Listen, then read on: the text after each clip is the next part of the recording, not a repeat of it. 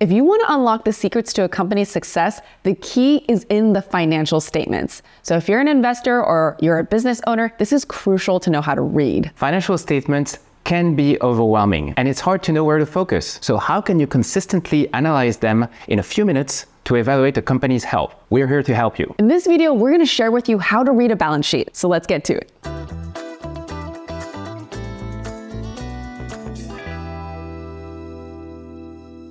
Hey there, this is Stephanie Wong. I am a tech veteran, engineer, and creator. My name is Bertrand Seguin, and I'm the founder of App Economy Insights. So there are three primary financial statements that every business owner or investor should know. The income statement shows a company's profit or loss, or P&L for short. The balance sheet shows what a company owns and owes. And finally, the cash flow statements shows the cash inflows and outflows. These three documents are like the holy trinity of finance, and understanding them is crucial to making informed decisions about a company. We have other videos breaking down each financial statement and explaining what they're all about. Today, we'll talk about the balance sheet. This document is a snapshot of a company's financial health at a specific point in time. A balance sheet shows a company's assets, liabilities, and shareholders' equity. It's called a balance sheet because the assets must be equal to the liabilities plus the shareholders' equity. So in other words, it must balance. So let's quickly define these terms. Assets are anything that a company owns. Liabilities are anything that a company owes. And shareholders' equity is whatever is left after you subtract liabilities from assets. So as an example, let's use the largest company in the world, Apple, using its financials at the end of the fiscal year 2022. So if you go to a company's investors relations website, you'll find its financial statements. The balance sheet will look like this. That's nice, but it's not really easy to read if you're new to all of this. Visuals are amazing to help us digest financial statements. So let's put these numbers into a diagram. In green, you can see assets. They can be divided into two categories. Current assets that can be converted to cash within 1 year, and examples of current assets include cash, accounts receivable, and inventory. Non-current assets. These are assets that will take over 1 year to convert to cash. And examples include fixed assets like property, plant, and equipment. In red, you can see liabilities. They can be divided into two categories. Current liabilities, they are liabilities that must be paid within 1 year. An example includes accounts payable or short-term debt. Non-current liabilities are the liabilities that will take over 1 year to pay off. Example of long-term liabilities include loans and lease obligations. So in gray, you can see shareholders' equity, also called net assets.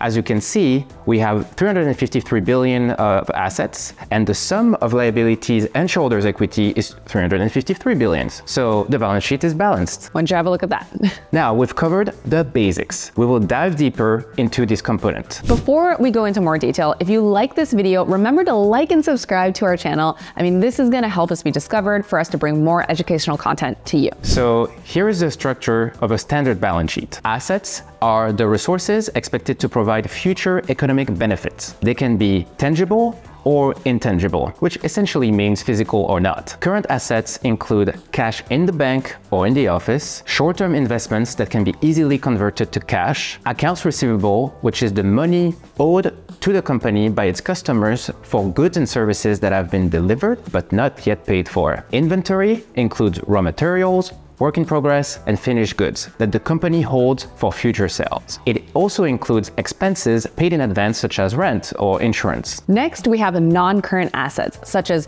long-term investments that the company plans to hold for more than a year, such as stocks and bonds. Fixed assets, such as property, plant, and equipment. They're the big ticket items that are useful over several years, like real estate, furniture, or computers. They are depreciated over time. Then you have intangible assets, such as patents and trademarks. It includes goodwill, which is the value attributed to reputation, brand, and customer base, and the premium paid for acquisitions, and they're amortized over time. We discuss amortization and depreciation of assets in our income statement review, so if you want to learn more, check out that video. Now let's turn to liabilities. They represent the money the company owes to others. They are classified as current or non-current. Under current liabilities, we have accounts payable. It's the money owed to suppliers for goods or services received but not yet paid for. Accrued expenses These are the expenses that have been incurred but not yet paid for, such as salaries and taxes. Short-term debt includes loans and debt due to be paid within the next year. Next, we have non-current liabilities. Long-term debt includes loans and debts due to be paid after 1 year or more. We also have other long-term liabilities. So let me give you some examples. Deferred revenue is the money received before providing goods or services. As a result, the money is owed to the customer until the product is actually delivered or the service is rendered. We also have pension liabilities, obligations of the company to fund its employees' pensions. And we have lease obligations and any other obligations the company expects to pay in the future. And finally, we have shareholders' equity. That's where you can find the money that shareholders have invested in the company by purchasing shares of stock. It goes up